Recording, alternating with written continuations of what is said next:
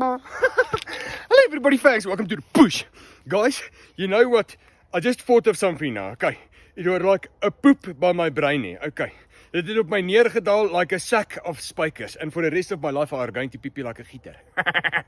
Yeah, guys, hunting season are around the corner, okay. And you need to be bloody prepared, okay. You can't go there to the bushes here with a 3006 or a 275 and shoot the pigeon like that. You need to see bloody fear flying all over the place, eh? Yeah, it doesn't work like that. You need to be properly prepared. Number one, you need a catty. Like this. Wee, can you see that? This is the ultimate skiet jou tussen die oor, laat die snot om jou nek swaai soos 'n serp. Ja, powerful. Okay. Latex, same as love rubber. Latex, rekkie, can you see that? Velletjie here from leather. Number two. You need a bullet. Like this. This is what we call skiet jou tussen die tande, sodat jy die poef sal spat en almal het sproete soos 'n klein rooikop laaitjie. Ja, so jy put it in 'n velletjie. Now funny enough, you know, there by Irish land, nee, Iron land. They used to use like quite a few bow and arrows, pyl en boog, pile and bikes.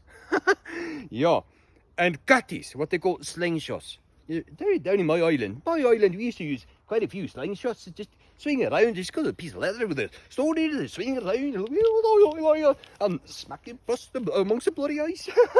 Yeah, they've got some weird signs there, like the movie Boondock Saints. Yeah, you know what they say, people in glass houses sink ships. Right, in any case, first, you need to identify what your animal by the bushes are. It's a veldhoender. Problem is, you can't always aim for a kop there, okay? Because sometimes their neck are so thin, it looks like someone put an erkie on top of a straw. Yeah, but then you, very important, the way you stand, like this. Can you see that? You need to pull it by your cheek, like that, so you can see accurately where you're going to shoot. Nee, just be bloody careful, because if this thing goes skew, nee, it either shoot you there by the nipple here, and your nipple sit by your voorkop here, or it hit you by the TV and then you become Cape Townian instantly. Right, so what do? You just pull it back all gently like this. Great, it's absolutely fantastic. Like close to the face. Can you see? Even the Irish language work lekker here. And then you. That are not the animal. Okay, thanks. Ek is jagter. Ek het my siel in die bos verloor.